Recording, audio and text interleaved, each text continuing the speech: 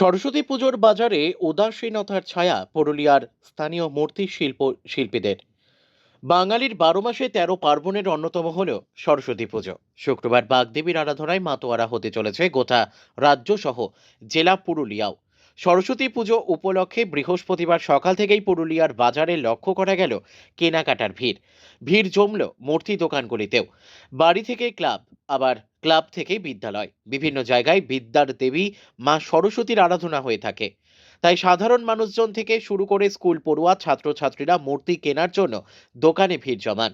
এদিন স্কুল পড়ুয়াদের একত্রিতভাবে মূর্তি নিয়ে যেতে লক্ষ্য করা যায়।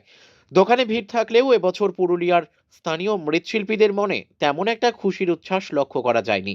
কারণ পুরুলিয়ার বাজারে বেশ কয়েক বছর ধরে আমদানি শুরু হয়েছে কৃষ্ণনগরের সাঁচের মূর্তি, যার কারণে বড় মূর্তি বিক্রি হলেও ছোট মূর্তির বিক্রি কমে যাওয়ায় এই সরস্বতী পুজোর বাজারে উদাসীনতার ছায়া লক্ষ্য করা যাচ্ছে শিল্পীদের মনে।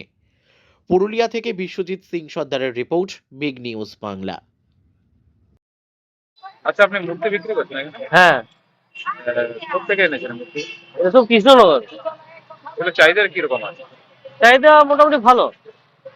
এটা কি দেশীয় মূর্তি? আমার পুরুলিয়ার দেশীয় মূর্তি থেকে চাহিদা কি বেশি? লোকালের চেয়ে এটা এই এখন সবাই ঘরে ঘরে করে, তো তার জন্য এটা ভালো। এটা ভালো, ঠিক আছে, সেই কারণে হয়তো ভালো।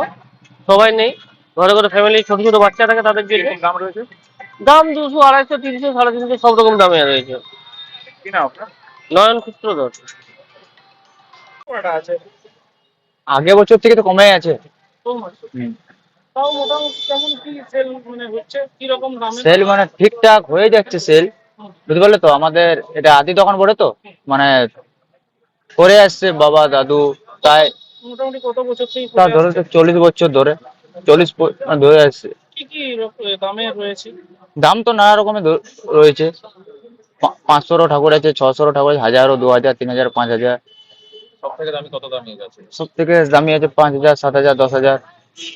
আরেকটা জিনিস, এই কৃষ্ণনগরের যে প্রতিমা আসছে, হ্যাঁ, এই প্রতিমা আসার ফলে আপনাদের কি রকম মানে বিক্রির মধ্যে কিছু হুম, প্রভাব?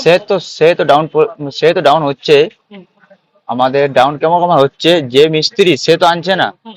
যে মিস্ত্রি নয় কাজে, সে মানে সরস্বতীর জন্য আনছে বিকছে, ওটা খারাপ লাগছে, আর কিছু না। মানে কৃষ্ণনগরের প্রতিমা আসার কারণে কি বিক্রি বাড়াটা হ্যাঁ, ডাইসে, কমেছে? হ্যাঁ। যেমন আমাদের যে ছোট ছোট ঠাকুর রয়েছে, যে ছোট ছোট ঠাকুর নেওয়ার পরে যে ওরা সাথে ঠাকুর আনছে, আনার পর এখানে বিক্রি করছে, ওরা তো বানাচ্ছে না। ওদের এক এক ঠাকুরে 50 টাকা, 60 টাকা, মানে যদি বেরোচ্ছে তো ওগুলো ওরা দিয়ে দিচ্ছে ওকে। তো সেরকম ওরা বেশি লাভও দেখছে না, ঠিক তো। তো ওটা আমাদের হচ্ছে, আমরা যে এত ঠান্ডায় কাজ করছি, এত ধরে এত বৃষ্টি ঠান্ডা রোদ, উম, রোডের সামনে ঠাকুর বানাচ্ছি, ধুলা উড়ছে, তো মানে যত্ন করে রাখছি। তো তার ফলে তো মানে আমরা দাম পাচ্ছি না, কিছু পাচ্ছি না। ওটাই ওটাই অসুবিধা। কি নাম আপনার? আমার নাম অংশু পাল। অংশুপাল? হ্যাঁ, নামপাড়া? হ্যাঁ, নামপাড়া রথতলা, অংশু পাল।